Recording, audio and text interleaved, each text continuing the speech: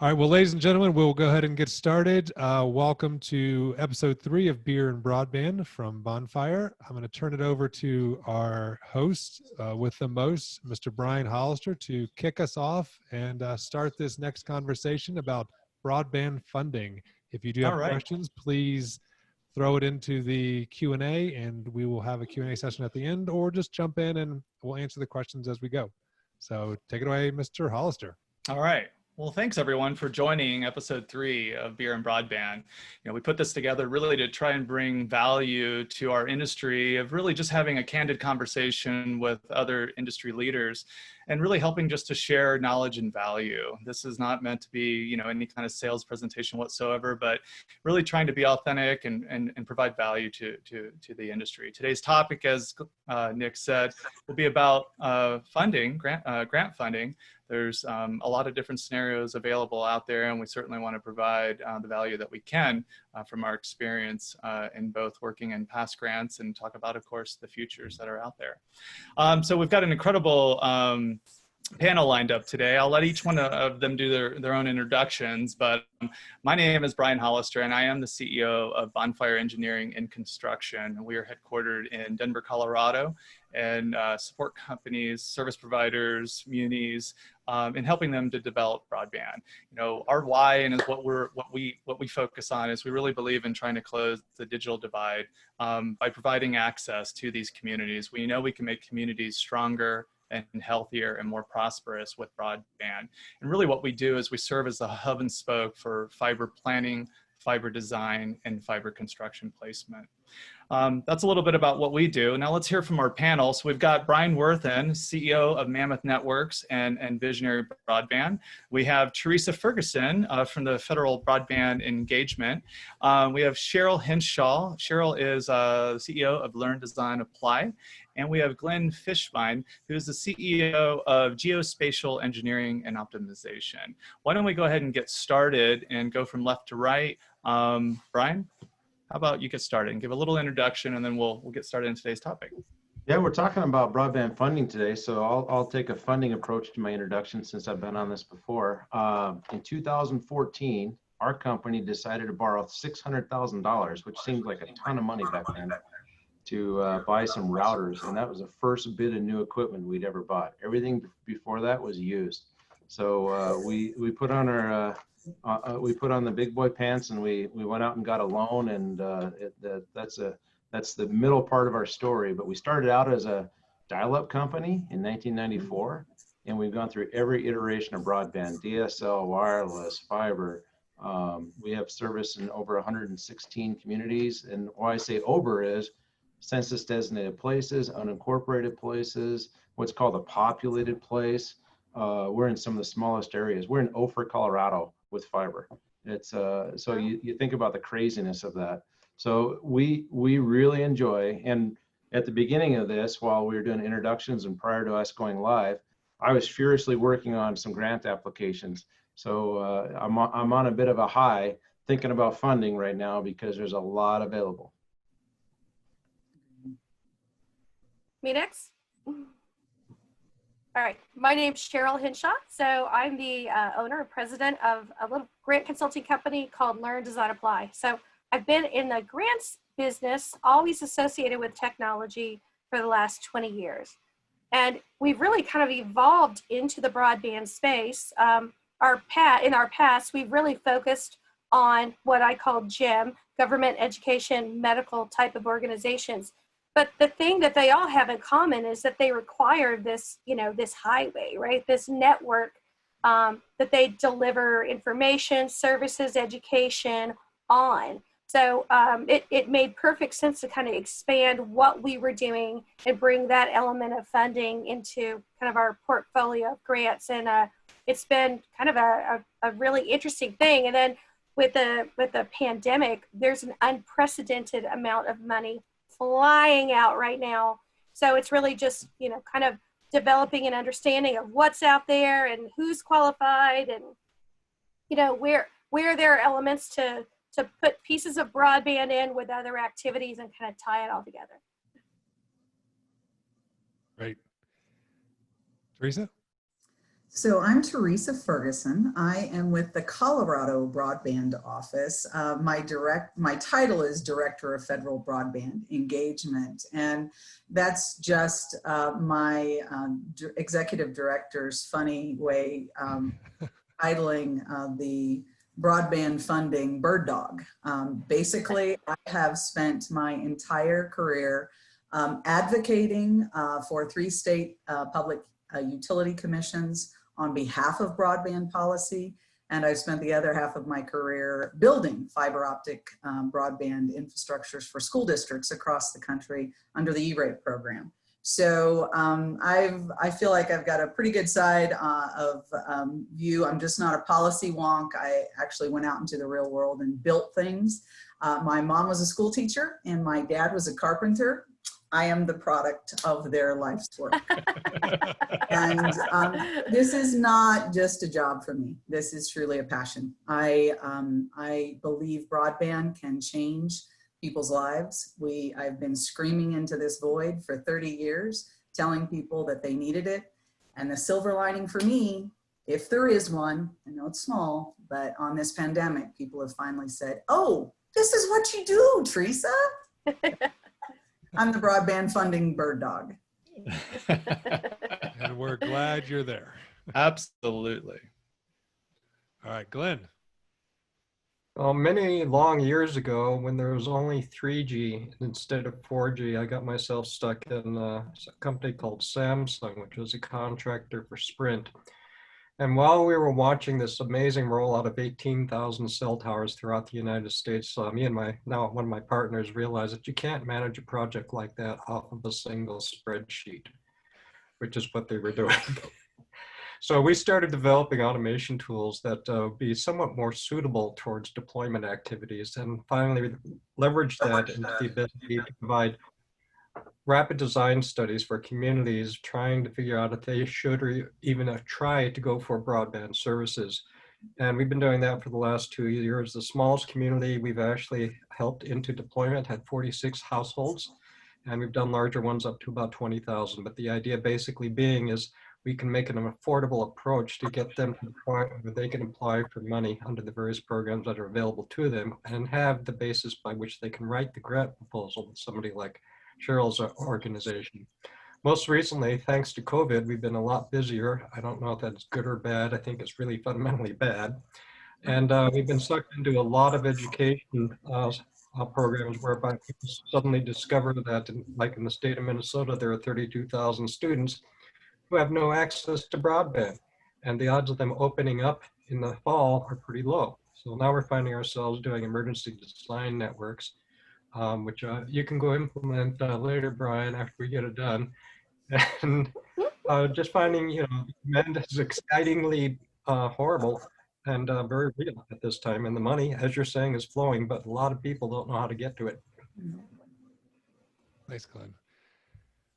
So I think we got everybody right. All introductions down. So let's jump right into the kind of the first topic for this hour, and really it's understanding the fundamentals of what types of funding are out there, right? So the people that are listening in and have signed up are there service providers, there's communities, there's a lot of different audiences. But I'm looking at an article that was a couple weeks ago, and the title of it was "Rural Broadband Bills Aplenty.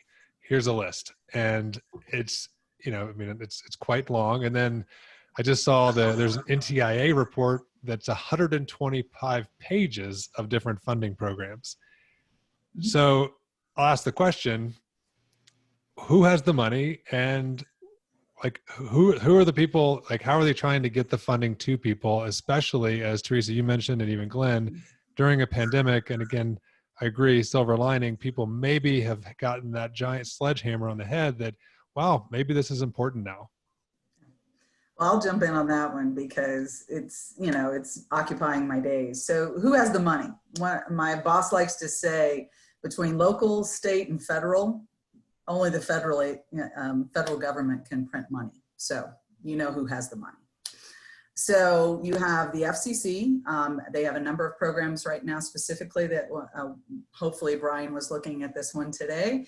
The short form is due on the Rural Digital Opportunity Fund auction that will occur in October of this year. That is $16 billion that the FCC will auction through a reverse auction, and it will provide service to areas that have less than 25.3 in the census blocks that were identified by the FCC. So if you're out there and you're listening and you're a service provider, if you file that short form in the RDOF proceeding today, all you need to say is the states you want to participate in, what the technology is that you will use, and provide your technical and managerial competence. It doesn't require that you participate in the auction. It just is a placeholder for your participation in that auction. So I would highly encourage you. There's $16 billion in that program that is available that will be auctioned off in October. And if you don't get your form in today, you can't play in the game. So there's other ones, and I know Cheryl's got some ideas on these others, but USDA and EDA both have great programs that you need to be looking at. And there's millions of dollars in both of those for deployment of broadband to the home. Teresa, when is the short form due? Because that's a critical element. If you do not do that, you cannot participate. You guys timed this perfectly, so I feel bad almost for bringing it up. It is today, and it's past. Brian, it was 6 p.m. Eastern. So we came in, we're sliding into home after the tag. So what, I guess, so that we've talked about RDOF, USDA, like all this funding though, obviously maybe let's dive into a little bit. Are there different expectations depending on where the funding is coming from? Is it geared toward different people? I mean, you mentioned service providers, but is the money truly intended for, is all this money intended for service providers, or is it intended for other groups? I think Cheryl will be able to speak to that, but I want to actually boil this down into 3 types of funding. There's reverse auction, which the FCC has been doing pretty well. We actually bid in the CAF2 auction, and they base it on the wireless auctions or the frequency auctions, and it actually is really efficient. So they get the reverse auction where everybody bids down to a level they would still build it at, with the goal of stretching your money as far as possible. And the FCC has been administering that. Then there's programs based on scoring, where like Reconnect, I think, is a points based or scoring based. And then there's some that are just based on merit, like the EDA. And so then you think about all these different types. That it boils down to does your project have merit, right? And then if there's more than 1 or 2 people in there, you got to make sure to score well. The reverse auction is a totally different ballgame,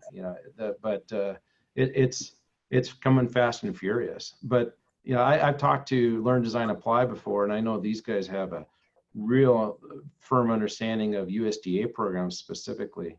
So Cheryl, that's you. Yeah, well, you there goes missed the one too. softball right over to you, right? Like it's just like chucking it over.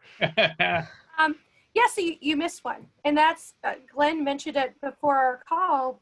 The fact that there's all this CARES money flowing out, and those are just allocations. So states, organizations. I mean, there's every kind of variation of CARES funding you can think about. The money is flying at people, and with these allocations, it's really just understanding the priorities that they set in their broad priorities. Trust me.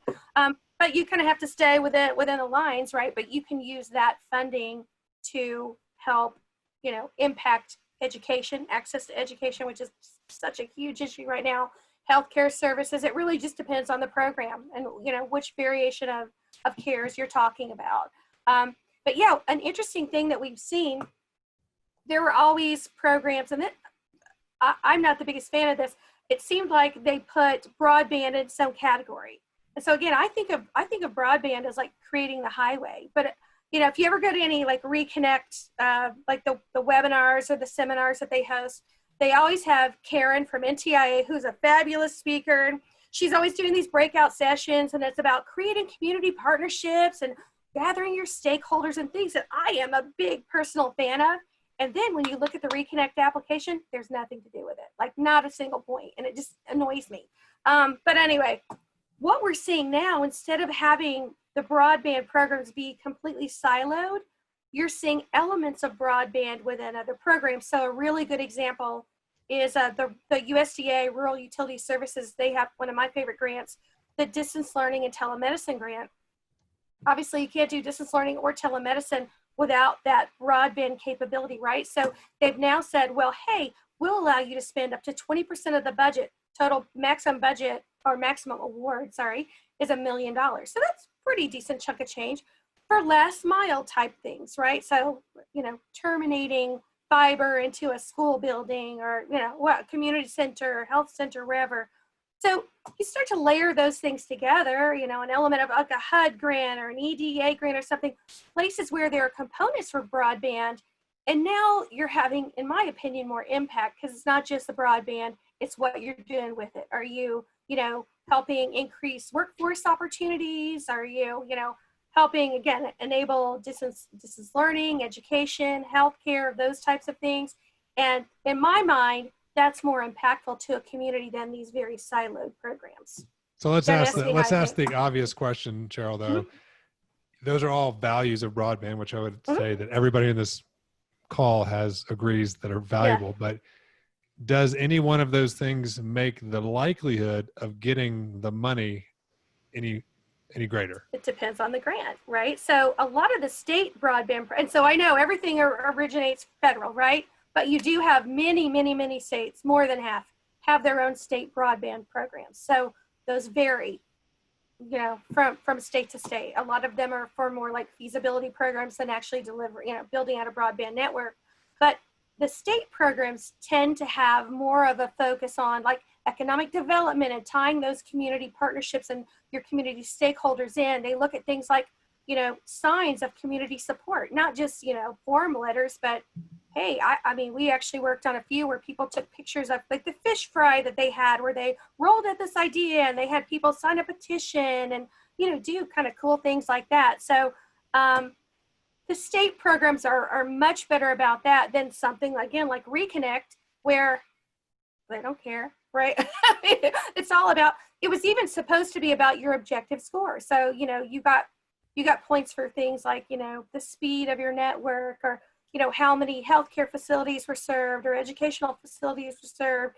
You're saying the state's about caring and the federal is about speed? The federal is just all about your score, right? Which, again, I'm not always sure that's the best approach. And it with round one, it didn't even come down to your score.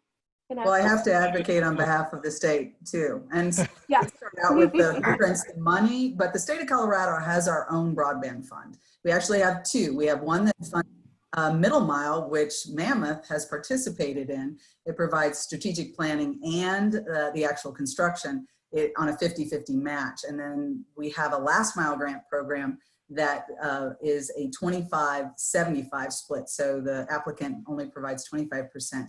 And the reason I want to jump in on this point is that I would hold up state broadband funded applications as an example of low cost, efficiency, they get it done quick, and they're deploying high capacity infrastructures.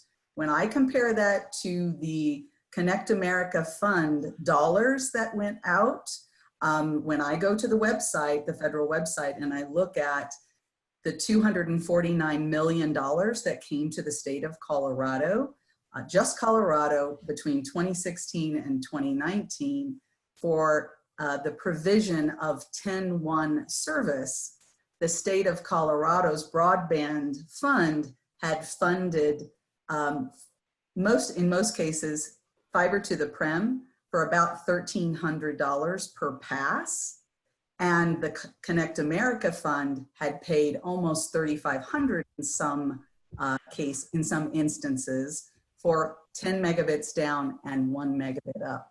So those state programs, I would highly advocate that you take a look at your state broadband funds, talk to your state broadband offices, and get engaged in those programs because they're efficient, they're effective, and they direct the money exactly where you guys are looking to put broadband where it's most needed.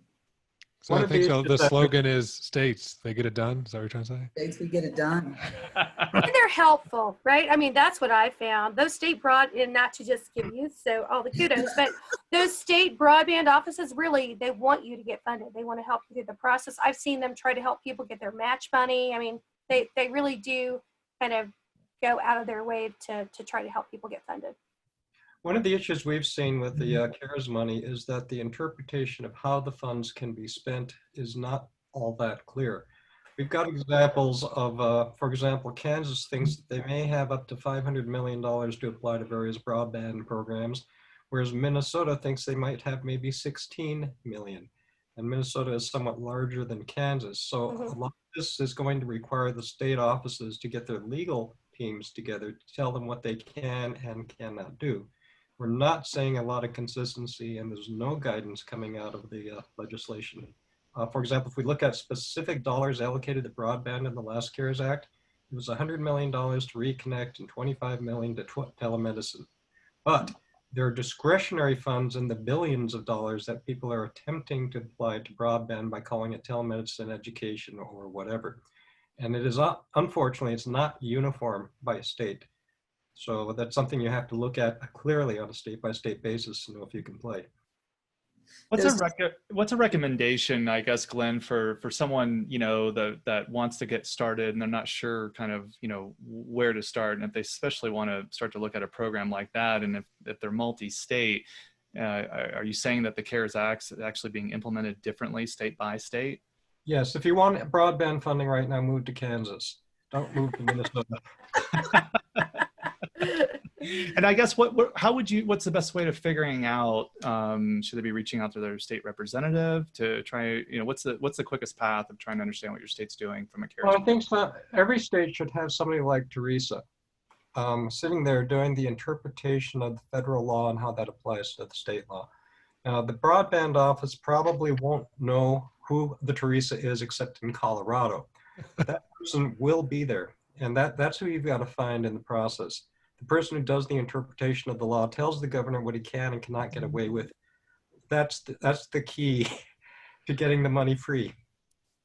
Well, and I will point out, thank you, Glenn, for the pitch there. The State Broadband Leadership Network that is hosted on the NTIA website will provide you with a direct list of the Teresas and their phone numbers and their addresses. So please do get to know your state broadband office, because there's some really dynamic people there that are doing a great job of bird dogging all of these programs. And what I think Glenn was talking about specifically is the CARES Act funding that went to the Department of Ed.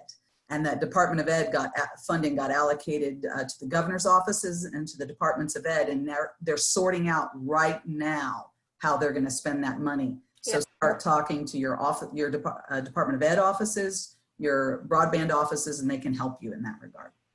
And I'd like to point out something. There's a disparity in all this. If you're a provider that has 3 employees, right, and the owner is out on a ladder working, that's going to be hard to participate in these programs.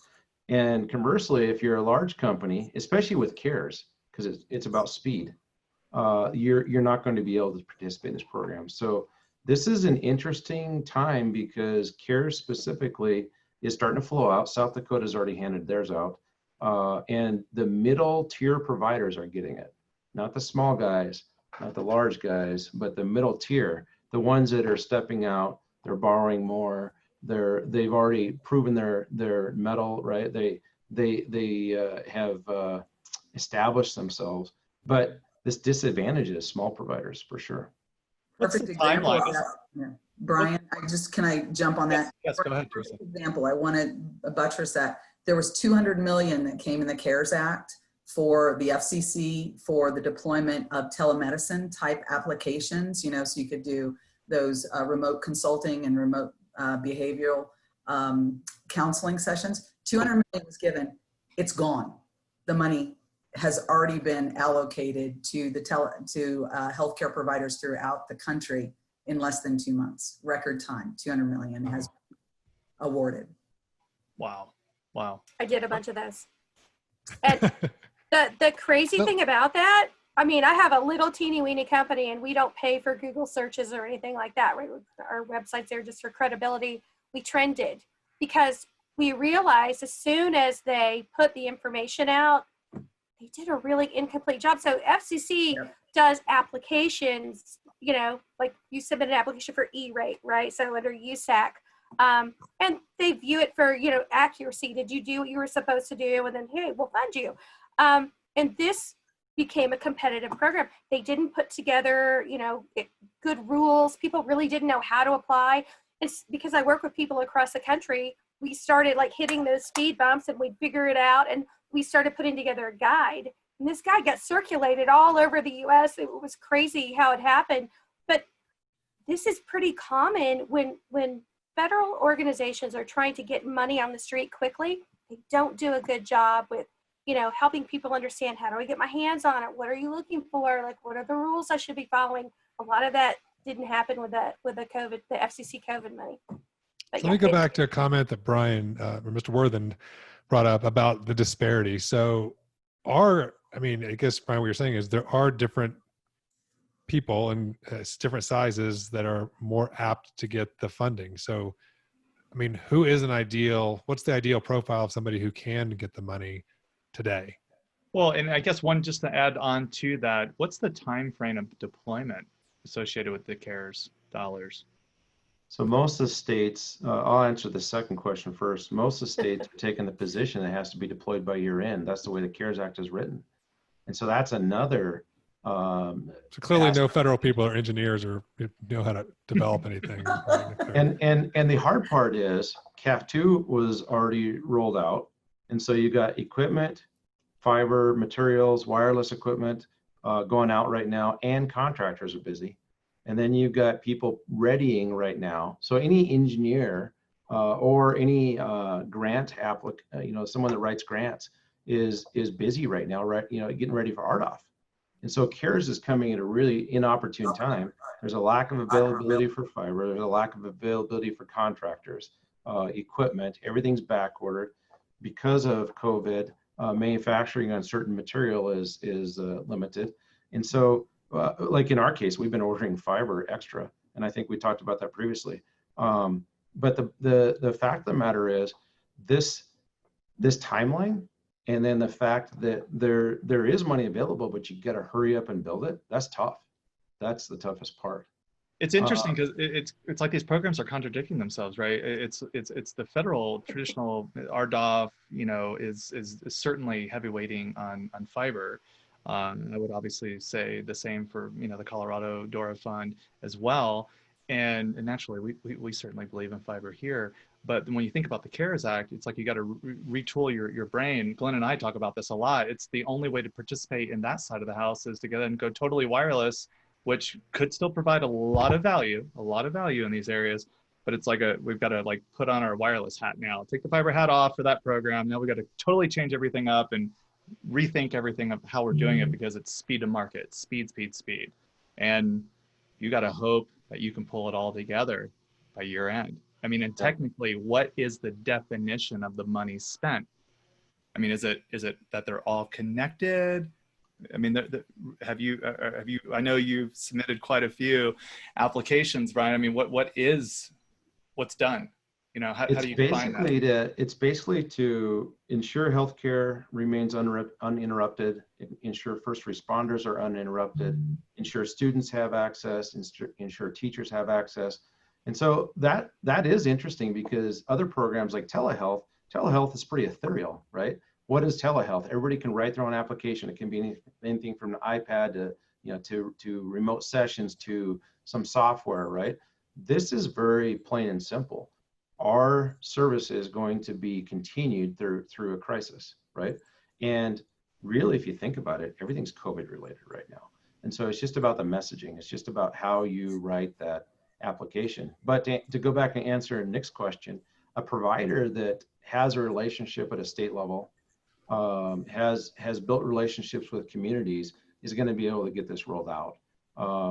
But there again, they've got to be quick, because like you said, Brian Hollister, this is a wireless play.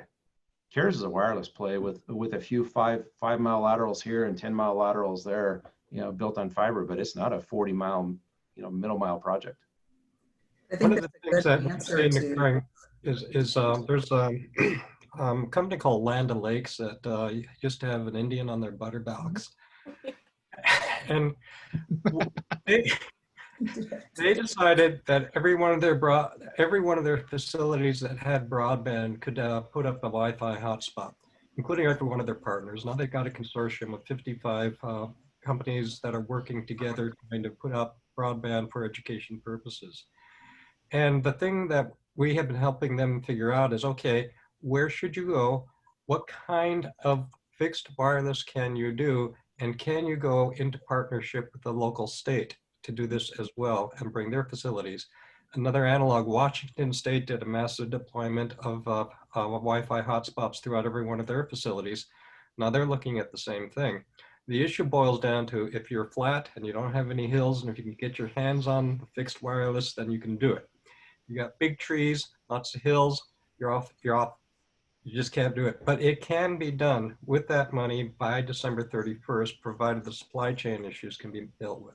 Yeah, what Glenn's pointing out is Kansas is well suited for this as well. Exactly. Whereas Washington State and Colorado are not. Are not. No. On the eastern side of our state, we're okay. So I guess let's jump into, I guess for those people that are, and there was a couple questions about, didn't even know about the short form, and the people that are trying to learn about this. Obviously, Teresa, you said they could go to the NTIA website, learn about all the Teresas, the other 49 Teresas in the country. But like, how would someone know if funding, one, is available for them in a community, or even if they're the end user? Like if, we talked in the last Beer and Broadband episode a lot about telehealth and the communities. And if somebody says they're in a bad position, but they clearly need it and want it, how do they know if the funding that's out there, obviously the 16 billion plus these other funds, how do they know if it's potentially going to go to them? Well, I guess just before you start too, we had an interesting call come in the other day, and they kind of knew where they wanted to get to. They wanted to actually help a tribal area get connectivity. And they just didn't, the service provider, this ISP, just did not know how to get started. It was like, okay, we know what we want to kind of try and do. I'm sure there might be some specific programs potentially available for tribal, or some changes, some options that might be a little bit different. How do we figure out what those are, what programs could be utilized? I mean, they were just like, how do we get started? They've been a private company doing all their own private investment, but this is a very hard area to serve. It's a small tribe, 100 people. I mean, they're in dire need of it, and they just didn't know where to get started. What would be the advice from the team? So from our perspective, so Cheryl and I work with these guys all the time. So you work with USDA's Rural Utility Services state team. They will have specific experts in each of the programs, whether it's a distance learning and telemedicine grant, or if it's a Community Connect grant. They have experts in those areas that are in the region. So that would be my first guidance. If you reach out to your broadband office first, they can probably point you to the state representatives for the USDA. EDA also has regional representatives, so they are really great. They will literally walk you through all of the prerequisites for your applications for the EDA funds that are available. And to get to your point, I think, Nick, how do you find out if money has come to your area? Well, that's a bit of a black box, honestly. At least in the state of Colorado, our state broadband last mile fund, the Colorado Broadband Fund, they publish all of the applications and the awards, and you will see where the addresses are for those applications that are awarded.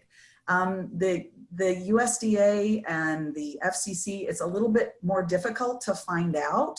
If I were just an individual, I would call the winners that you see on the website when the award letters come out. Call the company that is awarded and ask, did you get award money in my community? That's the best I can tell you, because they will not publish the list of addresses. You can go on the Colorado Broadband website, the CBO's website, and you can see where funding has been allocated, but I don't know that every state does that. Brian, with respect to the tribal areas, there's a nonprofit company based in California called MuralNet. What they do is they specifically support broadband for tribal areas. Right now, they're doing a major push for the 2.5 spectrum, making sure people apply for their licenses.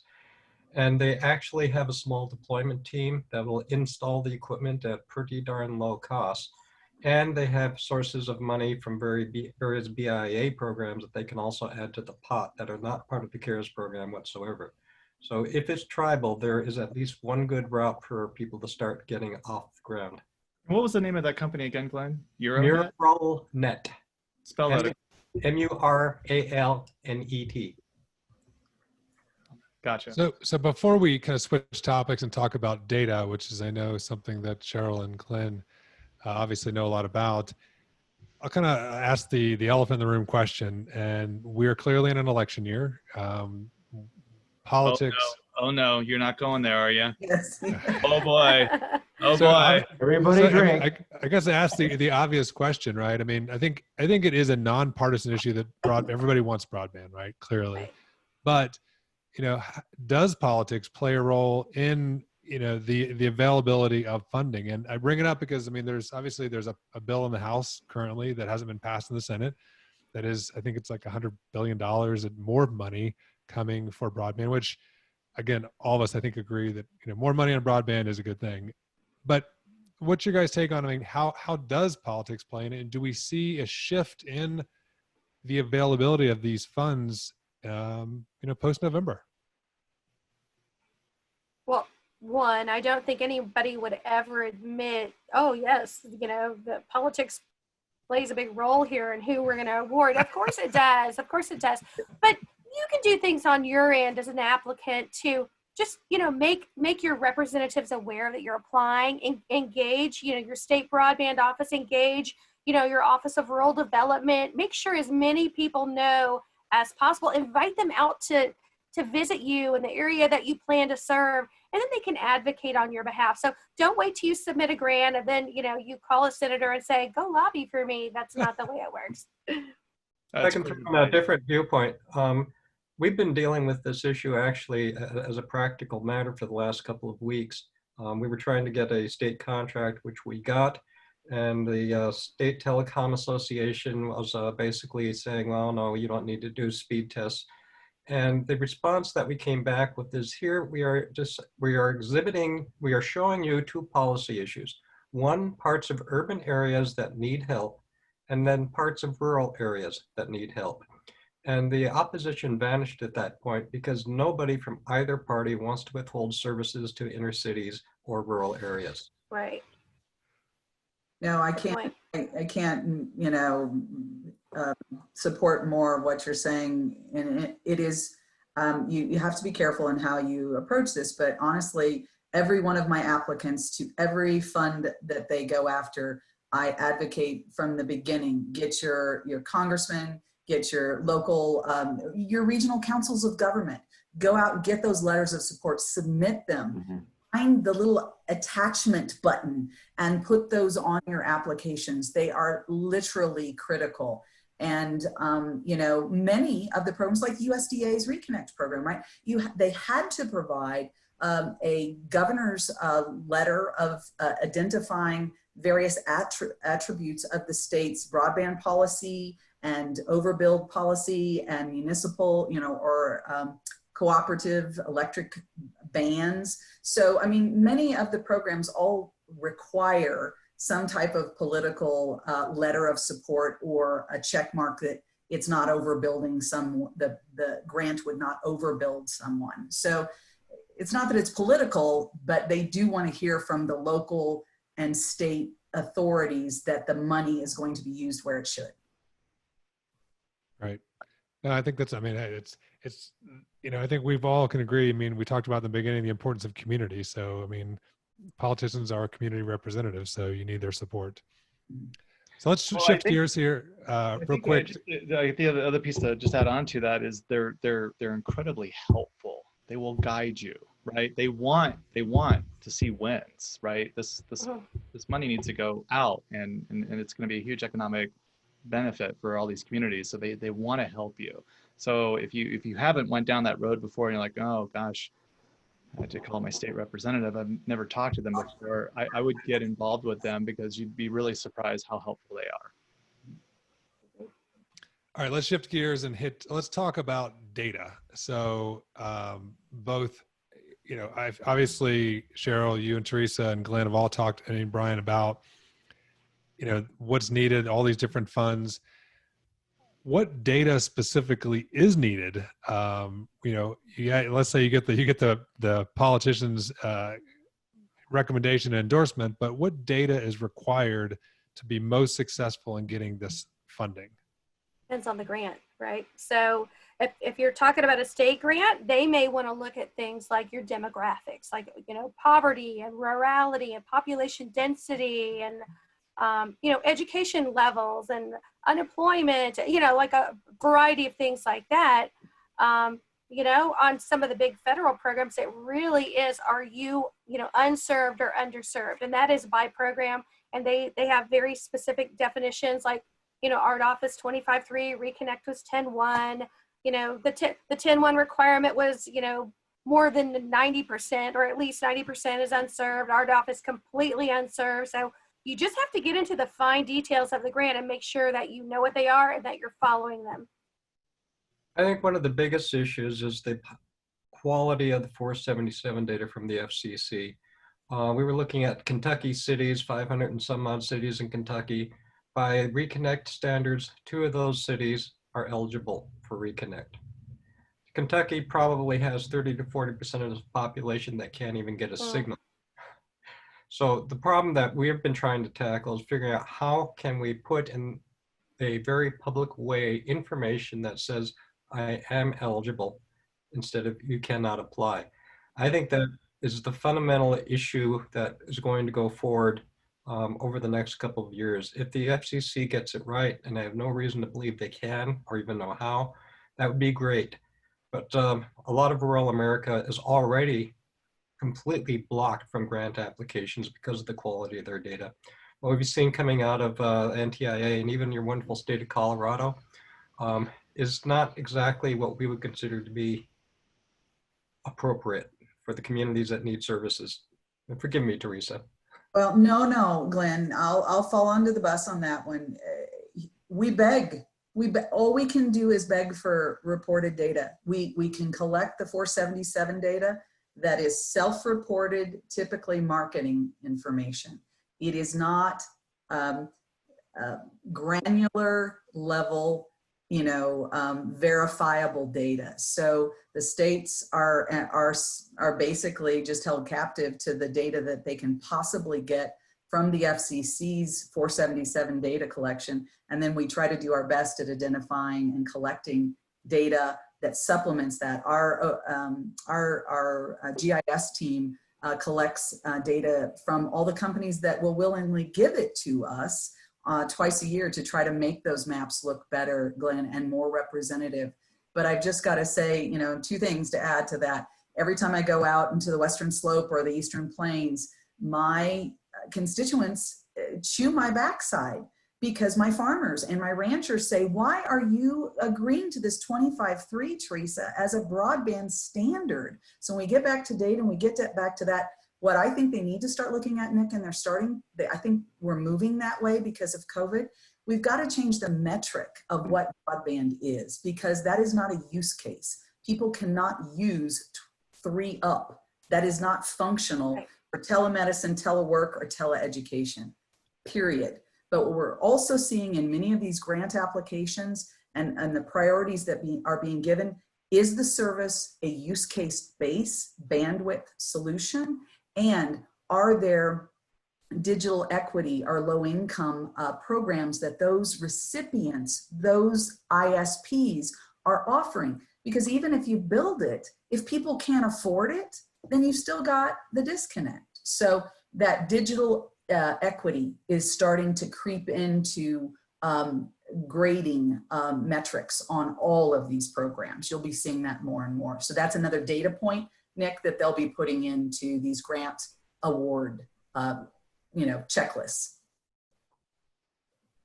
I think Teresa says something interesting there. They have a GIS team in Colorado. Some states have nothing. They don't spend money on mapping at all. So Colorado at least has done a job of mapping, and that's a very difficult terrain to map. It's not states getting it done. Getting it done. That's your new tagline. Getting it done. Colorado, getting it done. We just had an issue, and Glenn, we worked on it too, where in Colorado, we realized that the county gave us a bunch of addresses. They were geocoded, but they wouldn't line up on the map.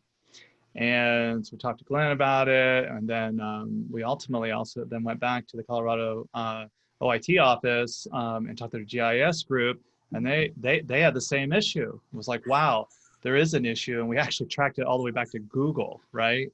So what was helpful in that, because we actually hadn't seen that before, was that then they helped us validate that it was incorrect, and then helped give us the guidance.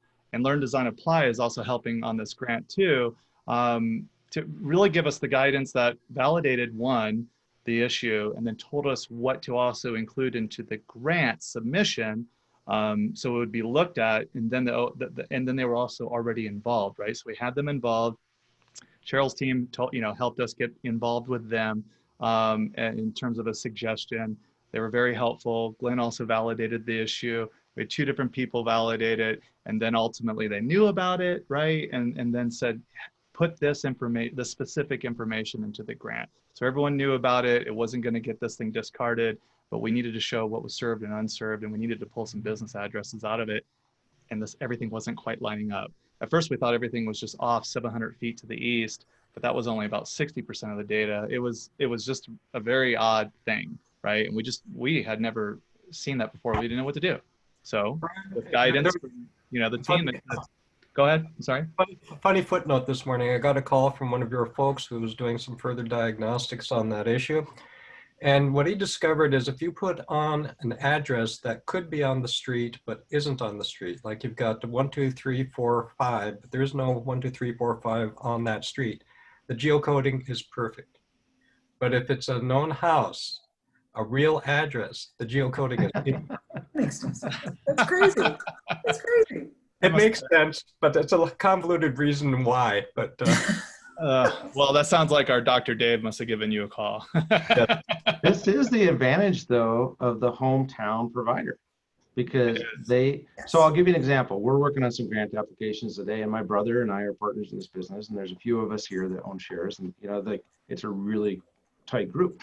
But the point is, he started in the field for us, 12 years ago. And so he's bumped into everybody. He's been to homes, he's been to dinners in 5, 6 different counties.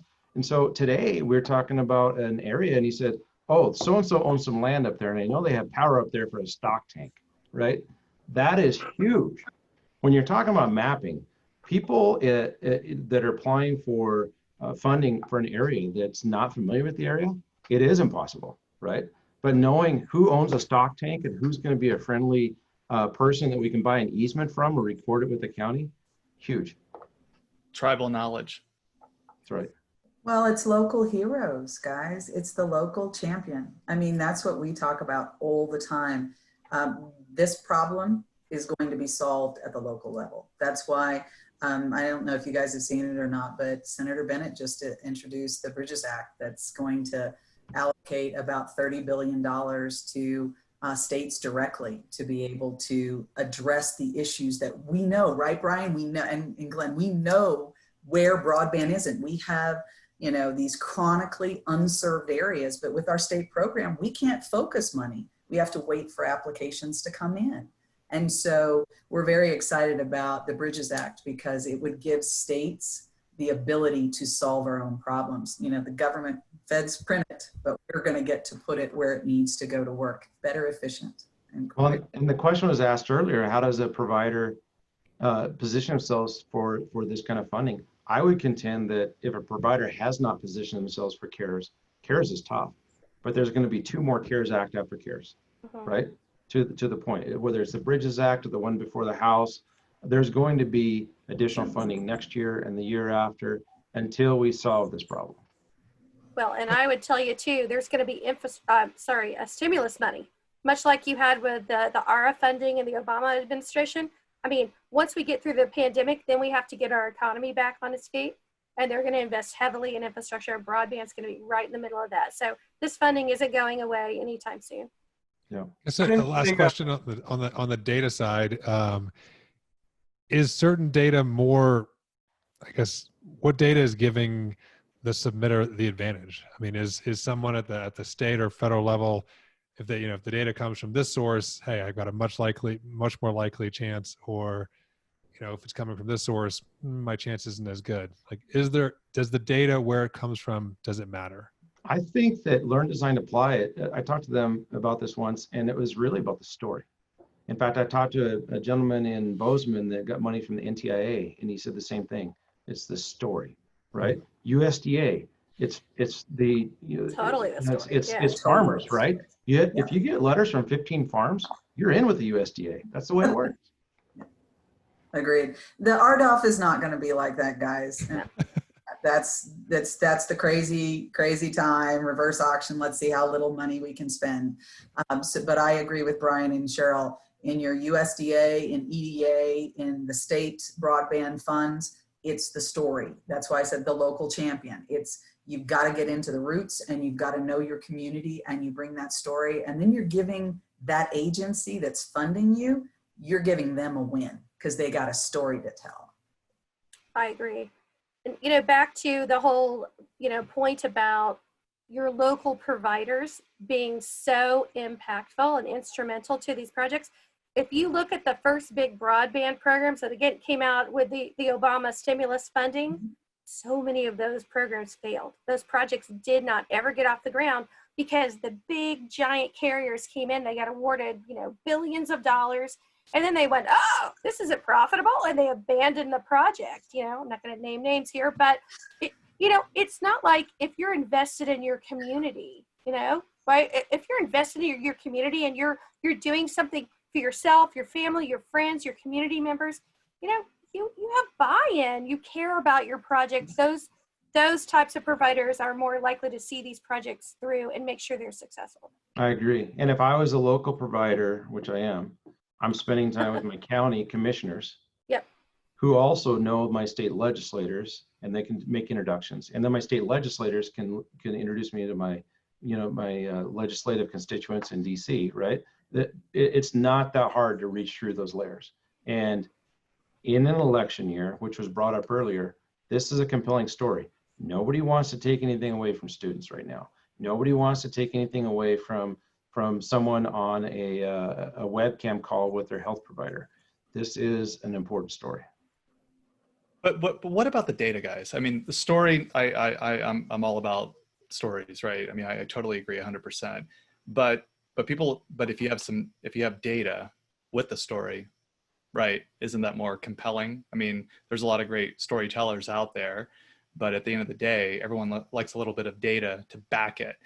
So what types of data out there? I mean, if you're looking at some of the state data that they're getting from the FCC, which ultimately is being aggregated through, the 477 data, which, certainly a lot of people are not happy with that data.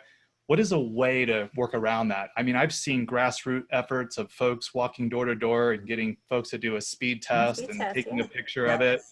But certainly there's other better ways to provide a better statistical analysis of, or I guess a better accuracy level of really where this particular community is at. I mean, this is a little bit of a softball over to you, Glenn. What do you think about that? Well, if we basically do it as a pure policy wonk issue, it's the cost per installation per household. Yes. And the lowest cost per household is the winner from that point of view. So the data that tells you how to calculate the cost per household is the data that matters. From my perspective, I will always discourage use of FCC 477 data, except to point out that it's wrong. The data that matters is the geography, the terrain, the cost of doing trenching and boring, whether or not you've got good RF propagation characteristics. So you can model a network cost before you even start. And now you can rank order these And this now becomes the priority list that you can hand off of those scarce dollars. There may be money flowing everywhere, but there isn't enough. So you have to basically get the most bang for the buck, serve the most people that you can for the money you have. And the data that lets you do that is the data you care about. So that's obviously a huge aspect, but what about also the piece to help if the 477 data is obviously not showing you what you'd like to see here and you want to argue it, what's the best lowest cost scenario to try and gather that data as quickly as possible? Well, I don't want to do a commercial plug here, so I'll tell you what they Well, I'm did. asking you to. I'm trying to get you to go here, man. All right. Well, we do crowdsourcing. We do it at the township for $1,000 a year. We do it at the county for $5,000 a year, and we have massive discounts for state, which translates to about 2 cents a household per year. We've got one state contract signed. We've got another coming. We probably have about 15 counties or townships throughout the USA. Programs are collecting the data. They're statistically significant results, and nobody's going to argue with our data. They can't. The basic answer is, here we have 95% confidence interval. Show me yours. And it can't be done. You know, the Like, great it's like thing Jerry about that Maguire too. moment, like show me the money, but show me the data kind of thing, you know? Show me the statistics. Yeah. Well, guys, I know it's hard to believe. We've actually, it's been an hour, has flown by, easily talking about broadband funding. I want to do one final wrap-up question. And I think for each of you to answer, you know, obviously we're still in a pandemic, and you know, there's a lot of commentary about like, well, you know, we've gotten through the worst of it. You know, I think you could argue that, you know, the pandemic 2.0 is, you know, once, you know, later on in the year, what's going to happen. And I think most businesses are thinking not in 2021 and 2022, they're thinking in the next, you know, 30 days, 90 days, 120 days.